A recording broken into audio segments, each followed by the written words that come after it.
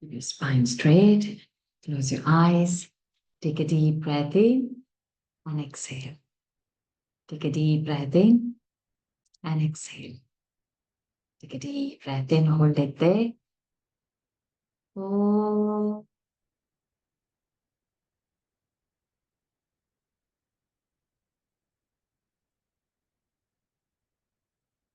oh,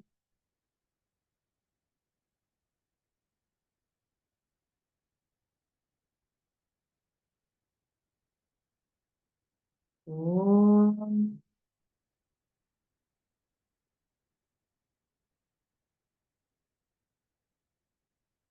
ॐ श्री गणेशाय नमः।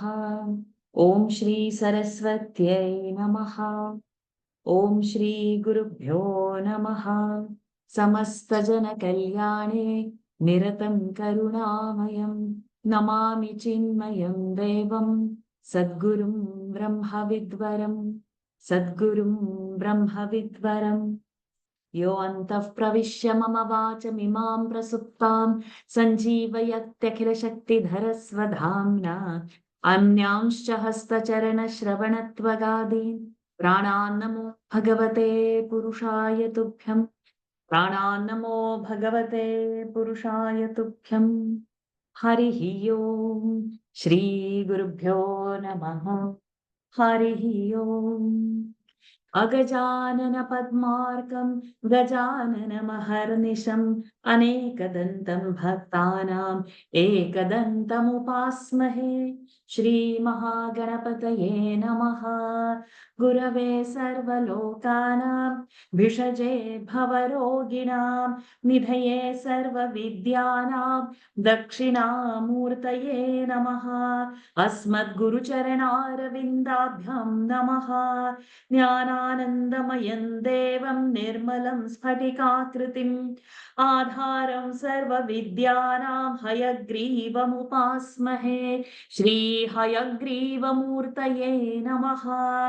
सरस्वती नमस्तुभ्यं वरदे कामरूपिणि विद्यारम्भं करिष्यामि सिद्धेर्भवतु मे सदा। श्रीमहासरस्वत्यै नमः। उमाकोमलहस्ताब्जसम्भावितललाटकं हिरण्यकुण्डलं वन्दे कुमारं पुष्करस्रजं। वेट्रिवेल् मुरुगनक्क हर हरो हर भूतनाथ सदानन्द सर्वभूतदयापर रक्ष रक्ष महाबाहो शास्त्रे तुभ्यं नमो नमः। स्वामिये शरणमय्यप्पा कोमलङ्कूशनं वेणु श्यामलोऽयं कुमारकः वेदवेद्यं परं ब्रह्म भासतां पुरतो मम। सायङ्काले वनान्ते कुसुमितसमये सैकते चन्द्रिकायां त्रैलोक्याकर्षणाङ्गं सुरवरगणिका मोहनापाङ्गमूर्तिम् सेव्यं शृङ्गारभावैः नवरसभरितैः गोपकन्यासहस्रैः वन्देऽहं रासकेलीरतमतिशुभगं वश्य गोपालकृष्णम्। आनीलश्लक्ष्णकेशं ज्वलितमकरसत्कुण्डलं मन्दहासस्यन्दाद्रं कौस्तुभश्री परिगतवनमालोरुहाराभिरामम्। श्रीवत्साङ्गं सुबाहुं मृदुलसदुदरं काञ्चनच्छायचेलम् चारुस्निग्धोरुमम्भोरुहललितपदम् आवयेऽहं भवन्तम्। श्रीकृष्ण गोविन्द हरे मुरारे हे नाथ नारायण वासुदेव। श्रीकृष्ण गोविन्द हरे मुरारे हे नाथ नारायण वासुदेव। श्रीकृष्ण गोविन्द हरे मुरारे हे नाथ नारायण वासुदेव। सदा सर्वत्र गोविन्द नाम संकीर्तनं गोविन्दा गोविन्दा मोक्षाभिसारमय भागवताख्य दद्ध नारायणीय नवनीतमहो गृहीत्वा मायामयौघपरितप्त जनाय योगात् नारायणावनिसुराय नमोऽस्तु तस्मै। गंगा गीता च गायत्र्यपि च तुलसिका गोपिका चन्दनं तत् सालग्रामाभिपूजा परपुरुष तथैकादशी नाम वर्णाः एतान्यष्टाप्ययत्नान्यपि कलिसमये त्वत्प्रसादप्रवृद्ध्या क्षिप्रं मुक्तिप्रदानीत्यन्धदुर्षयस्तेषु मां सज्जयेथाः। हरये नमः। गोपिका जीवनस्मरण गोविन्द गोविन्द। श्री पोन्नुगुरुवायूरप्पने शरणम्। आनन्दचिन्मयने शरणम्। चोट्टानिकर भगवती अम्मये शरणम्। नारायण अखिल गुरो भगवं नमस्ते। Pranams to the Lord. Pranams to all the Mahatmas in tonight's Narayaniam session. We are going to start directly with the 27th Dashakam. And we will see when we will do the Parayan. We have to do for last few Dashakams Parayan, or we'll probably do 26 to 30, or we might do the whole 1 to 30, or might do 11 to 30, depending upon how time permits and when. So we'll just cover a few first Dashakams and then we'll. Okay, so my kids are now ready. Okay. So we have done this Praharshini meter. Anybody want to quickly tell about this Chandas?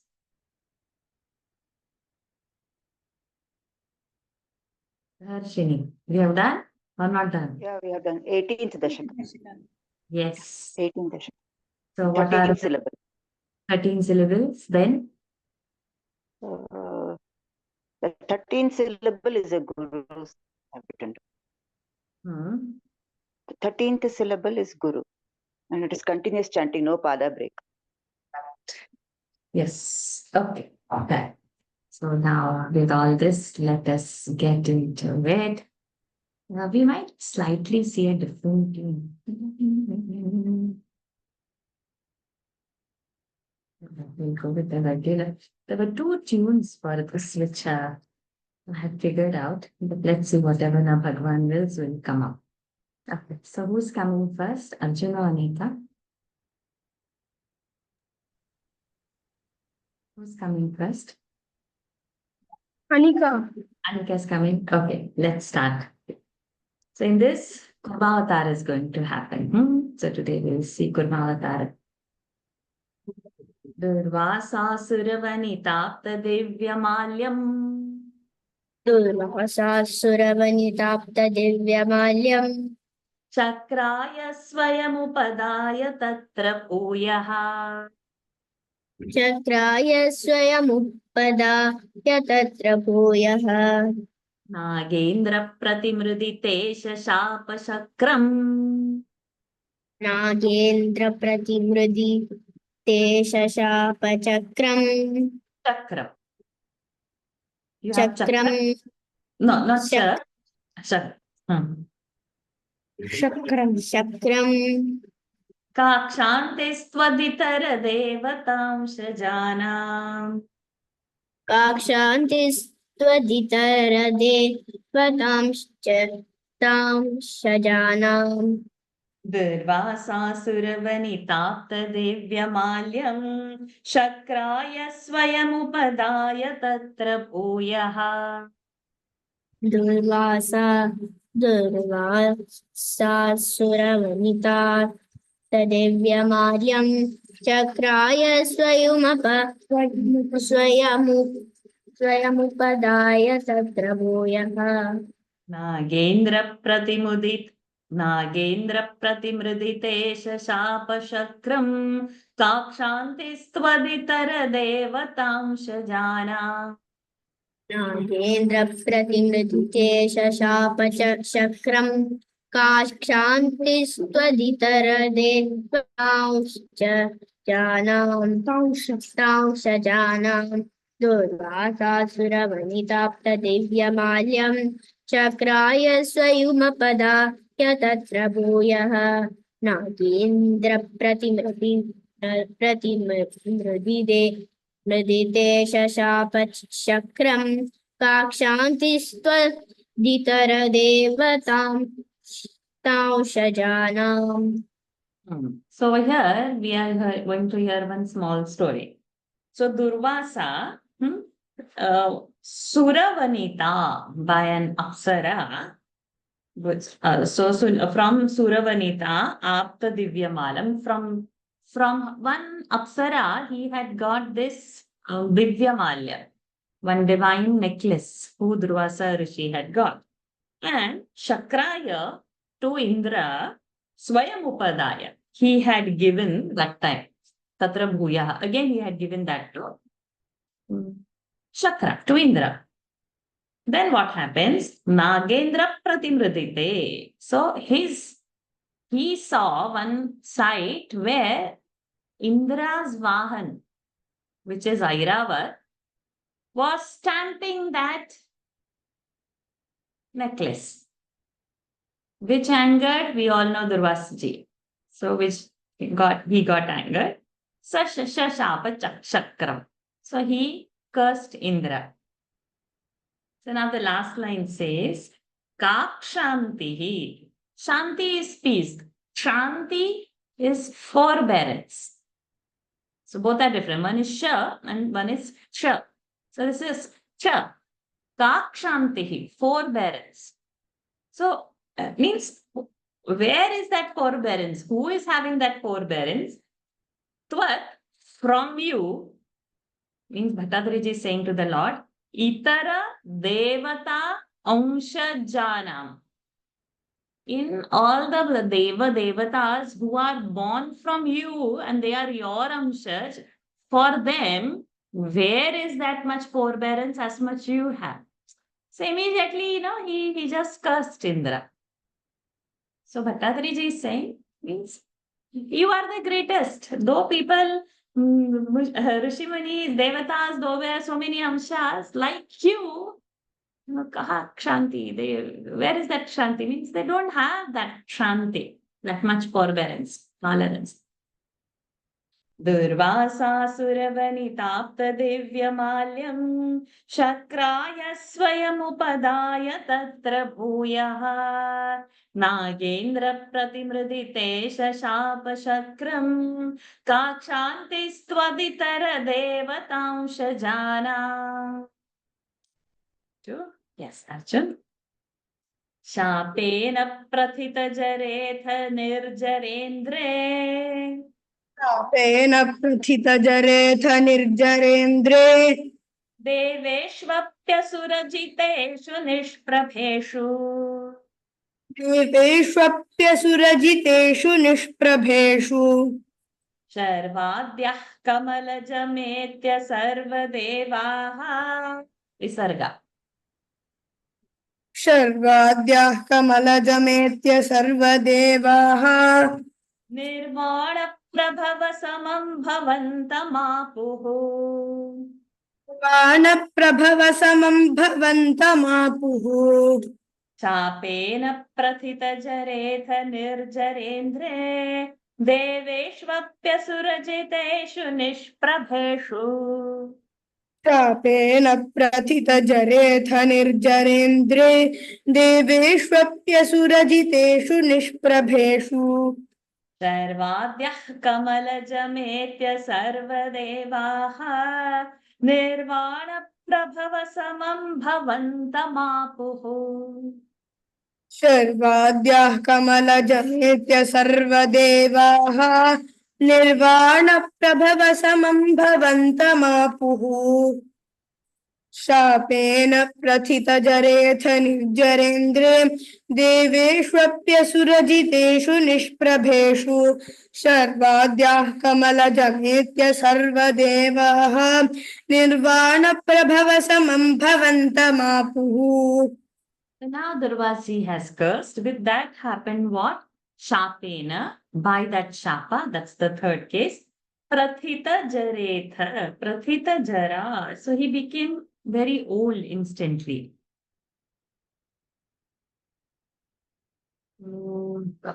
Okay. So he became very old. Who this Indra became very and Nirjara, very, like as the very sick. So aged he became. So because of that, Deveshu, Api, Asura Jiteshu.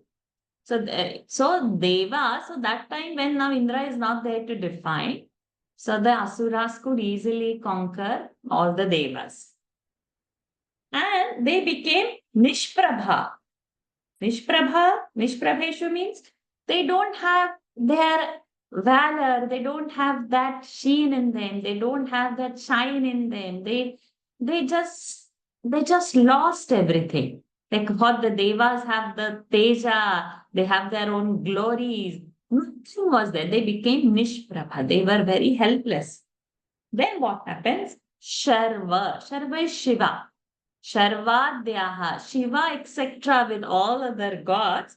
Kamalajam, the one who is born from the Kamala, means Brahmaji, Etya Sarva Devaha. All the Devas came along with Shiva to Brahmaji. Then Nirvana Prabhava. So Nirvana Prabhava, now this is addressed to Guru Vairappa. That the one who is giving the nirvana, the one who is giving the liberation, samam bhavantam apuhu, to bhavantam, towards you. So they all, so Brahmaji there, they came to Guruvara. They came to you like that. Bhavantam, to you. Aapke yahan aaye, apuhu, they came to you. शापेन प्रथित जरेथ निर्जरेन्द्रे देवेष्वप्यसुरजितेषु निष्प्रभेषु शर्वाद्यः कमलजेत्य सर्वदेवाः निर्वाणप्रभव समं भवन्तमापुः. Please, Brahma will go little higher. Brahmaद्यै स्तुतमहिमा चिरन्तदानी. ब्रह्माद्यैस्तुतमहिमा चिरन्तदानीम् प्रादुष्यन् वरदपुरः परेण धाम्ना. तादृश्यन् वरदपुरः परेण धाम्ना. हे देवादितिजकुलैर्विधाय सन्धिम्. हे देवादितिजकुलैर्विधाय सन्धिम्. पीयूषं परिमथतेति पर्यशास्त्वम्. पीयूषं परिमथतेति पर्यशास्त्वम्. ब्रह्माद्यै स्तुतमहिमा चिरन्तदानीम् प्रादुष्यन् वरदपुरः परेण धाम्ना.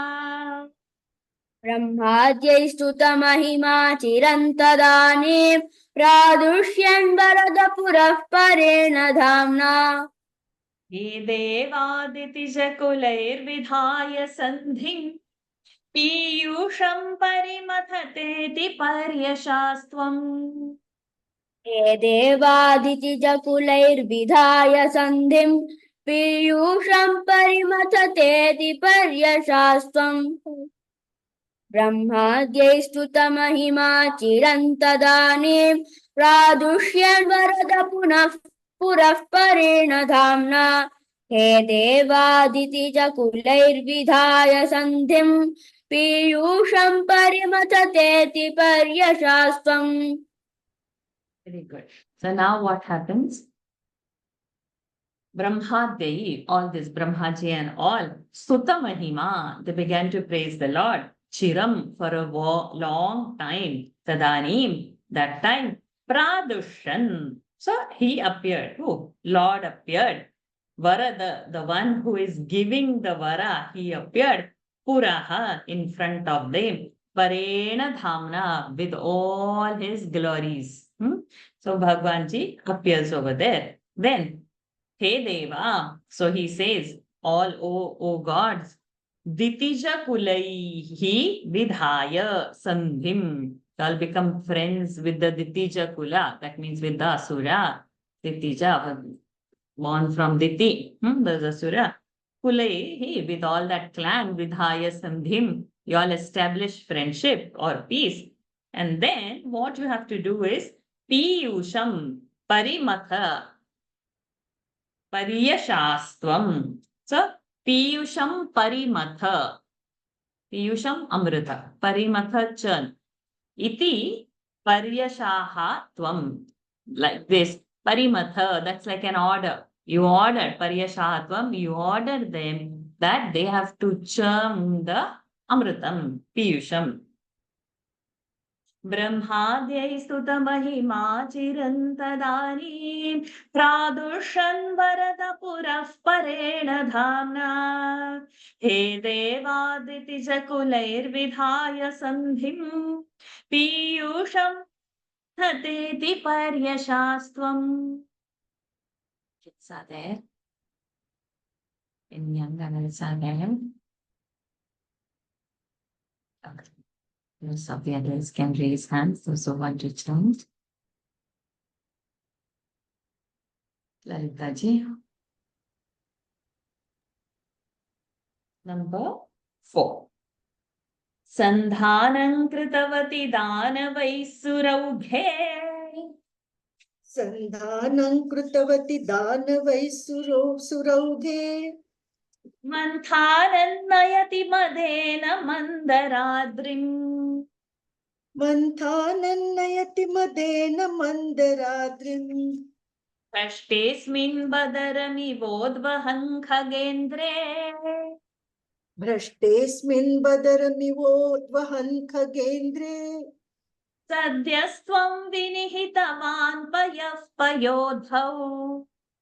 Sadyastvam Vinihitavan Payaf Payodhau.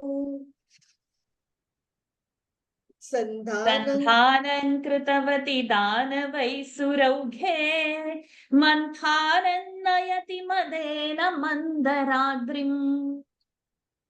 Sandhanam Krutavati Danavai Surauge.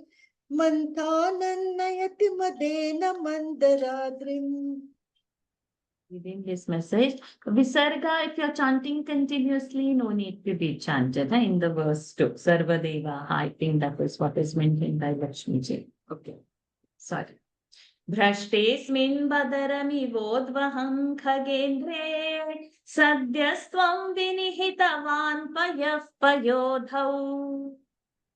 Bhrashtesmin Badaramivodvahan Khagendre. Sadyastvam Vinitavan Payaf Payodhau. Sandhanam Krutavati Danavai Surauge. Manthanan Nayati Madena Mandaradrim. Bhrashtesmin Badaramivodvahan Khagendre. Sadyastvam Vinihitavan Payaf Payodhau. So now what happens? So now Bhagwanji has appeared. He has ordered that they have to churn the Amrita. So Sandhanam Krutavati Danavaihi Surauge. Suraugas, all the devas, with the Danavas, with all the Asuras, Sandhanam Krutavati. They made friends. Then Manthanam Nayati. To churn Nayati. Madena, they were very proud. Devas have big pride in them. Mandaradrim. So Mandara mountain. So they thought they would easily churn it off. So with great pride, they were going to start it. But then what happened? Bhrashtesmin Badaram Eva. Bhrashta, it fell down like a Badara. Badara is a jujubi. Bear. Means it's a huge mountain, but that just fell down like a small jujubi, Ivodvaham. Then what happens? Khagendra, then Lord appears on the Garuda, Khagendre, Saptami, on the so Badaram Eva, we have to relate it to Garudaji. So all the devas couldn't manage the Mandara mountain. And Garudji appeared, Badaram Iva Udvahan, like as though it is a small Badara, as though it is a small Jujubi, Garudji Maharaj carried that mountain. So the Badaraivod is not with the Bhrashtesmin. Badaraivod Udvahan, carried, like a Badara, who Garudji carried that. Sadyastvam, immediately, Vinihitavan, immediately it was placed. Where? Payodhau, in the Milky Ocean. Payaha, Milky. Payodhaha, ocean, in the Milky Ocean. Then it was placed because gods were not able to manage the Mandara mountain. So now it is placed in the Milky Ocean. Sandhanam kritavati danavai surauge mamthanan nayati madena mandaradrim bhrashtesmin badarami vodvahan khagendre sadyastvam vinihitavan payaf payodhau. Lataji. Varshaji, Prahlad is here. Oh, let me see. I didn't see. Prahlad, can you switch on your cam? Oh, yes. Hi. Yes. Yes. Hariyam darling. See you. Let me just have you first. Okay, sorry. Good to see you after so many days. Excellent. So now we will start with you the fifth one. Prata. Adhaya dhritamata vasukim varatra. आधाय द्रुतमत वासुकिं वरत्रां पाथोधौ विनिहित सर्वबीजजाले पातोधौ विनिहित सर्वबीजजाले प्रारब्धे मथन विधौ सुरासुरैस्तैः प्रारब्धे मतन विधौ सुरसुरैस्तैः सुरासुरे आकी मात्रा सुरासुरैस्तैः व्याजात्वं भुजगमुखे करोऽसुरारी व्याजत्वं भुजगमुखे करोऽसुरारीन् आधाय धृतमथ वासुकिं वरत्रां पाथोधौ विनिहित सर्वबीजजाले आधाय द्रुतमत वासुकिं वरत्रां पातोधौ विनिहित सर्वबीजजाले प्रारब्धे मथन विधौ सुरासुरैस्तैर्व्याजात्वं भुजगमुखे करोऽसुरारीन्. So we'll have to keep that together, the third and the fourth pada. Okay. प्रारब्धे मथन विधौ सुरसुरैस्तैर् Give a time on sura, aki matra longer, then you will get it. Okay. प्रारब्धे मथन विधौ सुरासुरैस्तैर्व्याजत्वं भुजगमुखे करोऽसुरारीन्. We'll say that again. प्रारब्धे मथन विधौ सुरासुरैस्तैर्व्याजात्वं भुजगमुखे करोऽसुरारी. प्रारब्धे मथन विधौ सुरासुरैस्तैर्व्याजत्वं भुजमुखे करोऽसुरारीन्. Say the whole one now. Okay. आधाय द्रुतमत वासुकिं वरत्रां पातोधौ विनिहित सर्वबीजजाले प्रारब्धे मतन विधौ सुरासुरैस्तैर्व्याजात्वं भुजमुखे करोऽसुरारीन्. Could you say again the last two lines? Okay. प्रारब्धे मतन विधौ सुरासुरैस्तैर्व्याजत्वं भुजमुखे करोऽसुरारीन्. Very good. Good to hear you. Okay. So now what happens? Adhaya Druta Matha. So now there is going to be some trick which is not mentioned in these four lines, but there is this story. Like Bhagwan had to handle asuras in a tricky way. You know? So first Devas were put at the mouth side and the Asuras were put at the tail side. So they felt little inferior that holding tail var, but Bhagwanji wanted them actually to the mouth side only. So they said, no, not this way. We have to be over here. So they themselves changed, which was Bhagwanji's strategy. And then, so the Vasuki, that snake which was brought, that snake's mouth side Asuras came and the tail side Bhagwan went, the Devas went, which Bhagwan had intended to happen. So that was like that Vyajat, that last line, first one, Vyajat. So by that strategy, Bhujaga Mukhe Akaro Surari, you had put the Asuras in the Bhujaga Mukha. So that churning rope, Varatra Madhaya, was the Vasuki. And in that Pathodho, in that ocean, Sarva Bija Jale, all the herbs and things were put inside. And Prarabdhe Mathana Vidho Surasure, then this Mathana Vidhi had started, where you have kept by strategy, by Vyajat, Asuras at the mouth of the snake. So later then they suffered because when the churning started, then the poison and all, so then it was Asuras who were going to get it. But that description is only in the word Vyajat. Adhayadritamatha Vasukim Varatram Pathodhau Vinihat Pathodhau Vinihita Sarva Bija Jale Prarabdhe Mathana Vidhau Surasuraistain Vyajatvam Bhujaga Mukhe Karo Surari.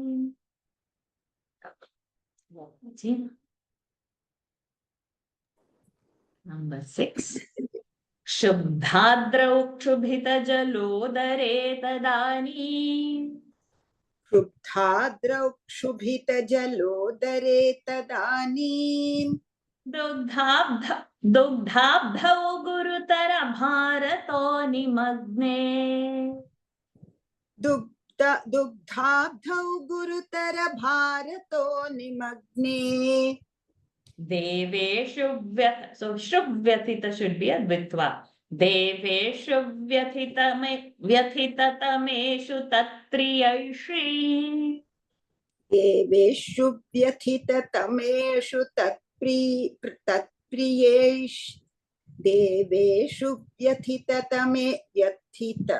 देवेषु व्यथिततमेषु तत्प्रियैषि प्राणैषि कमठतनुं कठोरपृष्ठा. प्राणैषि कमठतनुं कठोरपृष्ठाम्. सदा सर्वत्र गोविन्द नाम संकीर्तनं गोविन्द गोविन्द. सदा सर्वत्र गोविन्द नाम संकीर्तनं Govinda Govinda. So now Bhagwan's avatar has taken place in the Kurma form. Kshubdhadrau kshubhita jalodare tadani dugdhabdhau gurutara bharato nimagne. क्षुब्धाद्रौ क्षुभितजलोदरे तदानीं दुग्धाब्धौ गुरुतरभारतो निमग्ने. देवेषु व्यथिततमेषु तत्प्रियैषि प्राणैषि कमठतनुं कठोरपृष्ठा. देवेषु व्यथिततमेषु तत्प्रियैषि प्राणैषि कमठतनुं कठोरपृष्ठाम्. सदा सर्वत्र गोविन्द नाम संकीर्तनं गोविन्द गोविन्द. क्षुब्धाद्रौ क्षुभितजलोदरे तदानीं दुग्धाब्धौ गुरुतरभारतो निमग्ने. देवेषु व्यथिततमेषु तत्प्रियैषि प्राणैषि कमठतनुं कठोरपृष्ठाम्. सदा सर्वत्र गोविन्द नाम संकीर्तनं Govinda Govinda. Is that all, or do I say Narayana? I don't have to. No, only that much. Okay, thank you. Only that much we'll say. So now what happens? That Shubhadrau, yeah. Just give me a minute.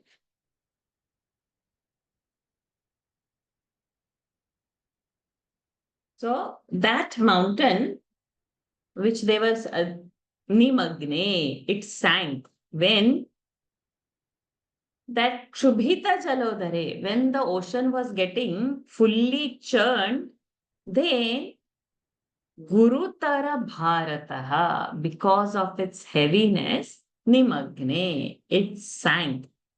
That time, Deveshu Vyathita Tameshu. Devas became, when the Devas were extremely exhausted and worried and their minds were very polluted, that time, Tat Priyeshi, Tat to them who is a Priyeshi, you are that well-wisher doing good to the Devas. What did you do? Pranaishihi, Kamatha Tanum, Kathora Prishtham, Kathora Prishtha, hard back. Kathora Prishta, back which is hard. Kamathatanu, body of a tortoise. Pranaishihi, you came into the body of a tortoise. And the Kurma form was taken by the Lord so that the worries of the Devas would go, because the mountain was Nimagne, sinking. Why? Gurutara Bhara, where? In the Milky Ocean, where? Shubhita Jalodhare, when the waters were getting churned and the mountain was getting ready. Shubhadrau Shubhita Jalodhare Tadanim Dagdha दुग्धाब्धौ गुरुतर भारतो निमग्ने देवेषु व्यथिततमेषु तत्प्रियैषी प्राणैषिः कमठतनुं कठोरपृष्ठा. Okay, Shri Vidyalakshmiji. Number 7. वज्राति स्थिरतर कर्परेण विष्णो वज्राति स्थिरतरकर्परेण विष्णो विस्तारात् परिगतलक्षयोजनेन विस्तारात् परिगतलक्षयोजनेन अम्भोधेः कुहरगतेन वर्ष्मणा त्वम् अम्भोदेङ्कुहरगतेन वर्ष्मणा त्वम् निर्मग्नं क्षितिधरनाथ मुन्निनेथ निर्मग्नं क्षितिधरमुन्निनेथ क्षितिधरनाथम् उन्निनेथ नाथमुन्निनेथ. निर्मग्नं क्षितिधरनाथमुन्निनेथ वज्राति स्थिरतर कर्परेण विष्णो विस्तारात् परिगतलक्षयोजनेन वज्राति स्थिरतरकर्परेण विष्णो विस्तारात् परिगतलक्षयोजनेन अम्भोधेः कुहरगतेन वर्ष्मणा त्वम् निर्मग्नं क्षितिधरनाथमुन्निनेथ. अम्भोधेङ्कुहरगतेन वर्ष्मणा त्वम् निर्मग्नं क्षितिधरनाथमुन्निनेथ वज्राति स्थिरतरकर्परेण विष्णो विस्तारात् परिगतलक्षयोजनेन अम्भोधेङ्कुहरगतेन वर्ष्मणा त्वम् निर्मग्नं क्षितिधरनाथमुन्निनेथ. Beautiful description of Lord. We can't even imagine how huge form he had taken. We see, where was that word? Laksha yojanena. 1 lakh yojanas, by 1 lakh yojana. Vistarat, by expanding to 1 lakh yojana. So 1 yojana is 12 kilometers. So whatever is that Laksha yojana. Okay. So what has happened now? Ambodhehe kuharagata. So that Ambodhehe kuharagata, the mountain which has gone very deep into the Ambodhe, into the Milky Ocean. Varshmanatvam. This is all in the third. So with your body, which is so much vistara of Laksha Yojana, that nirmagna, that which had gone down, Kshitidhara Natham, that mountain which has gone down in the sea, Unninetha, you did lift it up. With what? That your back was so strong, right?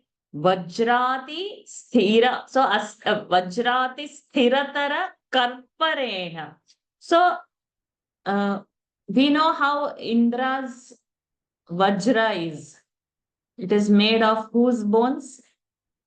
Anybody remembers that story? Dadichi's bones. Yeah.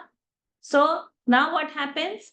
Lord's back is compared stronger than that bolt. So we saw in the previous verse where Kamatha Kathora Prushtha, right? The back of the turtle is Kathora Prustham. And here it is stronger than Vajrati Sthiratara Karparena Vishnu. So the one which is harder, stronger than even the Vajra of Indra, with such a back, thou did Unninetha, lift up that mountain that was sinking. Just imagine how huge body or how huge that turtle must have been. Lord's form expanded in Laksha Yojana, where 1 yojana is 12 kilometers approximately. Vajrati sthiratara karparena Vishnu vistarat parigata laksha yojanena ambodeh kuharagatena varshmanatvam nirmagnam kshitidharanatha mundinetha. Pushpaji.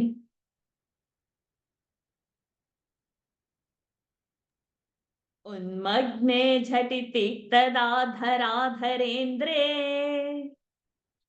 उन्मग्ने झटिति तदा धराधरेन्द्रे निर्मेथुर्दृढमिह सम्मदेन सर्वे निर्मेथुर्दृढमिह सम्मदेन सर्वे आविश्यद्विति ष्यद्वित is a द्वित्वा आविश्यद्वितय गणेति सर्पराजे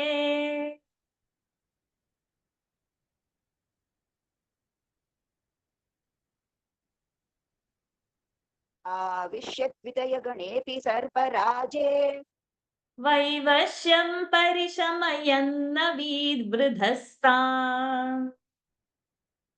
वैवश्यं परिशमयन्न विवृधस्तान् उन्मग्ने झटिति तदा धराधरेन्द्रे निर्मेथुर्दृढमिह सम्मदेन सर्वे उन्मग्ने झटिति तदा धराधरेन्द्रे निर्मेथुर्दृढमिह सम्मदेन सर्वे आविश्यद्वितय गणेऽपि सर्पराजे वैवश्यं परिशमयन्न विवृधस्तान् आविश्यद्वितय गणेऽपि सर्पराजे वैवश्यं परिशमयन्न विवृधस्तान् उन्मग्ने झटिति तदा धराधरेन्द्रे निर्मेथुर्दृढमिह सम्मदेन सर्वे आविश्यद्वितय गणेऽपि सर्पराजे वैवश्यं परिशमयन्न विवृधस्तान्. So now what happened when that Unmagne, when that mountain was coming up, Jhatiti, very fast, Tada Dharadharindre, that mountain was coming up that time, Nirmetho, churning, Drudham. The churning began more stronger because Sampadena Sarve. Everyone were very happy and with joy they started churning with even more force. So with this, what has happened? Bhagwanji Avishya entered. Who were? Dvitaya Ganepi, both the Ganas, Devas and the Asuras, and also Sarparaje entered into Vasuki also. For what? Vaivashyam. They were so fatigued, they were so tired. To Parishamayan, to calm their tiredness, and also Avivridhaha, also Avivridhaha, Parishamayan, and then Tan Avivridhaha, Avi, not Navi, Avi, that is our Sandhi. In Sandhi class now, it's a month long. We have not heard the words and names. Those have not done the homework. So probably it will not come in. So Avivridhaha, so he strengthened them. Lord entered everybody and Lord strengthened them for doing this big job. उन्मग्ने झटिति तदाधराधरेन्द्रे निर्मेथुर्दृढमिह सम्मदेन सर्वे आविश्य द्वितय गणेऽपि सर्पराजे वैवश्यं परिशमयन्नदीवृधस्ता.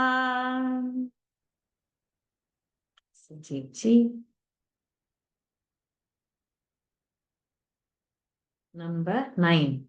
Madgirindran.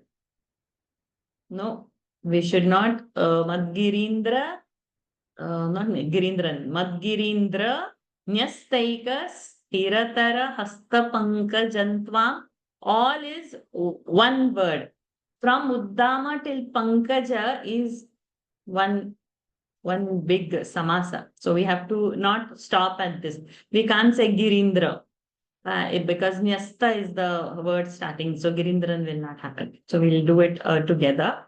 Uddama Brahmanaja Vonnamad Girindradnyastyai. So Girindradnyasta is a Dvitva. Uddamabhra is also Dvitva. Uddamabhramanajavonnamad-girindranyastaika sthiratarahastapangajantvam.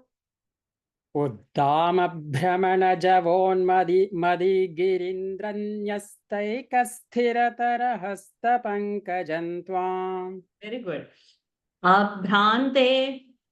अभ्रान्ते विधिगिरिशादयः प्रमोदादुद्भ्रान्तानुनुगुरुपात्तपुष्पवर्षाः. अभ्रान्ते विधिगिरिशादयः प्रमोदादुद्भ्रान्तानुनुगुरुपात्तपुष्पवर्षाः. उद्धामभ्रमण two lines. Yeah, we'll do 2 lines, but Uddama, because it's the same thing. Uddama Brahmanajavonna Amadgirindranyasthaika sthiratarahastapangajantvam.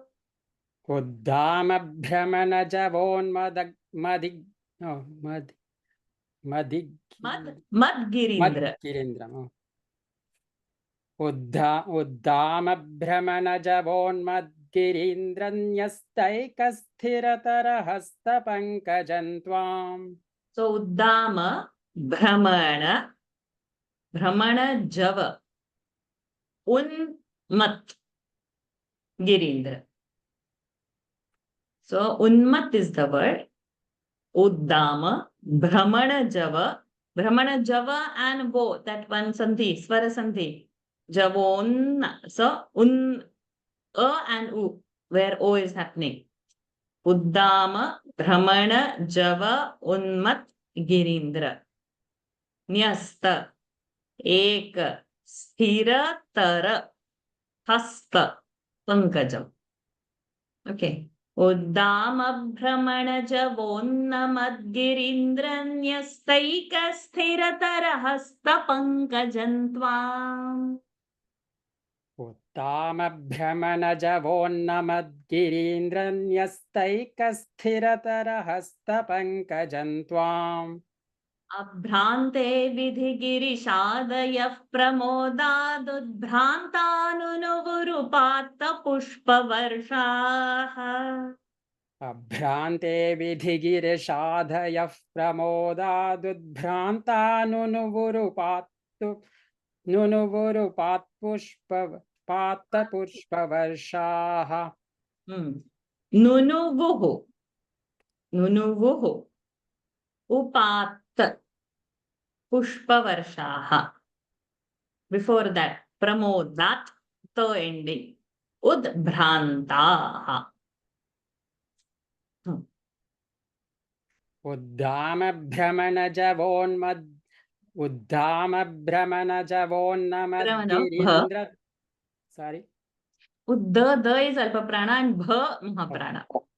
उद्दामभ्रमणजवोन्नमद्गिरीन्द्रन्यस्तैकस्थिरतरहस्तपङ्कजं त्वाम् अभ्रान्ते विधिगिरिशादयः प्रमोदात् दुद्भ्रान्तानुनुवुरुपात्तपुष्पवर्षाः.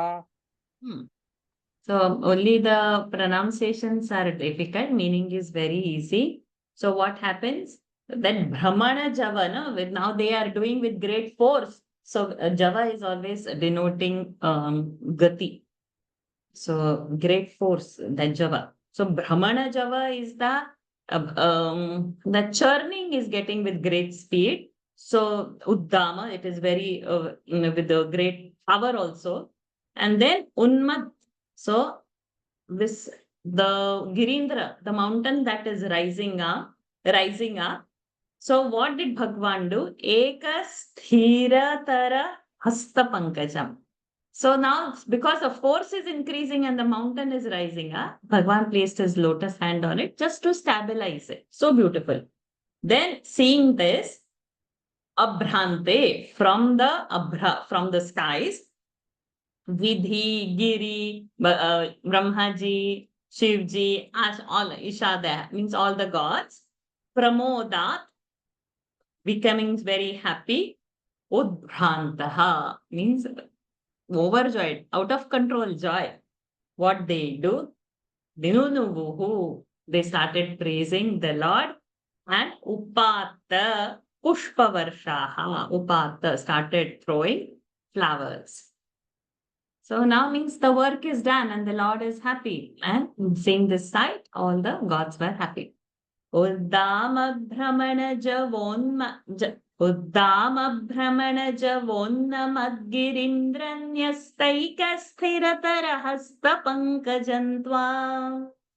Abhrante vidigirishadayah pramodadudbhrantanunuvurupatta pushpa varshaha. Sumarnaji, number 10.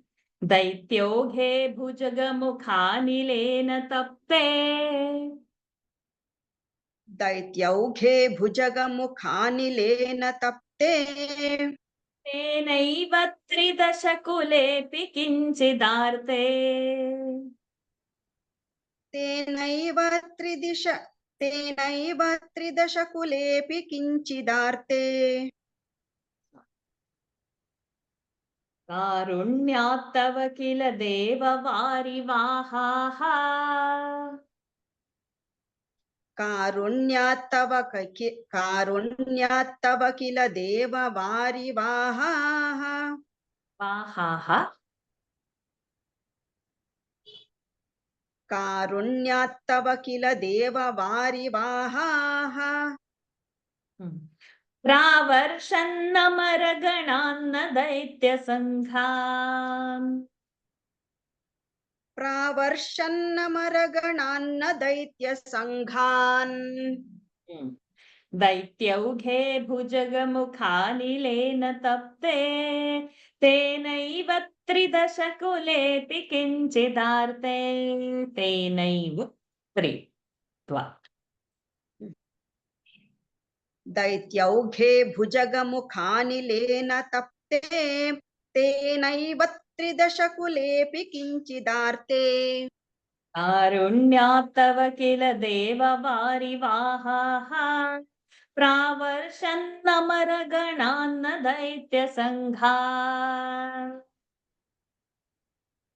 कारुण्यात्तव किल देव वारिवाहाः वर्षन्नमरगणान्न दैत्यसङ्घान् दैत्यौघे भुजगमुखानिलेन तप्ते तेनैव त्रिदशकुलेऽपि किञ्चिदार्ते कारुण्यात्तव किल देव वारिवाहाः प्रावर्षन्नमरगणान्न दैत्यसङ्घान् Varivahaha, just leave it easy only. No need to drag ha with a pause and then visarga. Varivahaha. दैत्यौघे दैत्यौघे भुजगमुखानिलेन तप्ते तेनैव त्रिदशकुलेऽपि किञ्चिदार्ते कारुण्यात्तव किल देव वारिवाहाः प्रावर्षन्नमरगणान्न दैत्यसङ्घान्. Very good. So now what happens? Daityoghe, all the asuras, Bhujaga Mukhanilena tapte, Bhujaga Mukha. So Anilena, the air coming out of Bhujaga Mukha from the snake's mouth, tapte, because of all that poisonous breath that it was coming out, they were like now very heated and tenaiva. And like that also with that same thing, Tridasha Kula also kinchidarte, but even the devas were also very, tapta. They were getting heated with all that poison coming out, but kinchit, not as much as what asuras were suffering. Devas were also suffering the poisonous breath and the air and the heat coming out of Vasuki's mouth. So then, Karunyat Tavakila, by your compassion only, Varivaha are the clouds. And Pravarshan, you brought the clouds, all the clouds. Pravarshan, you rained Amaragana, not Namara, Amaragana, on the Devas, but na Daitya Sanghan, but not on the Daityas, on the Asuras, Bhagwan didn't rain. The rain, he brought clouds only on the Devas and he pacified that heat that was coming out of the churning also and of Vasuki's mouth also. Daityauge bhujagamukhanilena tapte tenaiva tridashakulepi kinchidarte karunyatava kila deva varivahaha prakushantamaragana daitya sangha. 11th one, Nandini ji. Shobha ji and Sahana ji, you will get to chant. Please don't remove your hand. We'll do the last two or three again. Nandini ji. Udbhramyad bahutimi nakra chakravale. उद्भ्राम्यद् बहुतिमिनक्रचक्रवाले Tatrabhau chiramadhitepi nirvikare. तत्राब्धौ चिरमतितेऽपि निर्विकारे एकस्त्वङ्करयुगकृष्टसर्पराजः एकस्त्वङ्करयुगकृष्टसर्पराजः संराजन् पवनपुरेश पाहि रोगात्. संराजन् पवनपुरेश पाहि रोगात् संराजन् पवनपुरेश पाहि रोगात्. संराजन् पवनपुरेश पाहि रोगात् उद्भ्राम्यद् बहुतिमिनक्रचक्रवाले तत्राब्धौ चिरमथितेऽपि निर्विकारे. उद्भ्राम्यद् बहुतिमिनक्रचक्रवाले तत्राब्धौ चिरमतितेऽपि निर्विकारे एकस्त्वङ्करयुगकृष्टसर्पराजः संराजन् पवनपुरेश पाहि रोगात्. एकस्त्वङ्करयुगकृष्टसर्पराजः Sarparajaha we broke and then you join it. Sarparajas Saurajan. एकस्त्वं करयुगकृष्टसर्पराजः संराजन् पवनपुरेश पाहि रोगात् उद्भ्राम्यद्बहुतिमिनक्रचक्रवाले तद्राब्धौ चिरमतितेऽपि निर्विकारे एकस्त्वं करयुगकृष्टसर्पराजः संराजन् पवनपुरेश पाहि रोगात्. So now what happens? Udbhramya. From that, when the churning is happening, Udbhramyan. So when the Brahmana, when the churning is happening, Bahu, so many Timi, Nakra, Chakra, Vale, so many fish came, Nakra, Chakra, Vale came, the crocodiles came, different kinds of creatures came, Tatrabdhav, from that ocean. But Chira Mathitepi, by churning Chira for a very long time, Chira Mathita Api, by churning for a long time also, Nirvikare. Ocean, there is no change. There are so many things coming out of it. Ocean is Stitapradnya kind, nothing Nirvikara in the ocean. Though so many things are coming in that ocean, no changes happening in the ocean. Then what has happened? Also, the Amrita has not come out in spite of the way. So then what does Bhagwan do? Ekahatvam Kara Yuga Krushta Sarparajaha. You take the Sarparaja into your hands and then you start to churn. And then what happens? Samrajan, you are shining so beautifully. O Pavanapuresha, Guruvairappa, Pahi Rogat, you clear my diseases. You protect me from all the ailments. You give me best of help on me. Udbhramyadbahutimi nakra chakravale tatrabdhau chiramatitepi nirvikare ekastvam karayuga krishta sarparajas saurajan pavanapuresha pahi rogat sada sarvatra govinda nama sankirtanam govinda govinda Narayana Akhila Guru Bhagavam Namaste. So with his Kripa, we've completed the Kurma Avatara today, but we will have Shobhaji and Sahanaji chant for us. Shobhaji, you can do 8 and 9. Sahanaji, you can do 10 and 11. So first we'll start with Shobhaji. Yes. उन्मग्ने झटिति तदा धराधरेन्द्रे निर्मेथुर्दृढमिह सम्मदेन सर्वे आविश्यद्वितयगणेऽपि सर्पराजे वैवश्यं परिशमयन्नपि वृथस्तान्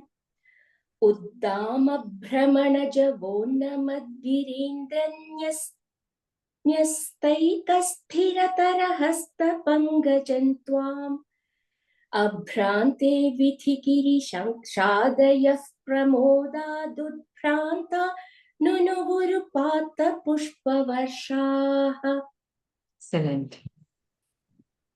दैत्यौघे भुजगमुखानिलेन तप्ते तेनैव त्रिदशकुलेऽपि किञ्चिदार्ते कारुण्यातव किल देववारिवाहाः प्रावर्षन्नमरगणान्न दैत्यसङ्घान् उद्भ्राम्यद्बहुतिमिनक्रचक्रवाले तत्राब्धौ चिरमथितेऽपि निर्विकारे एकस्त्वं करयुगकृष्ठसर्पराजः संराजन् Not Krishna.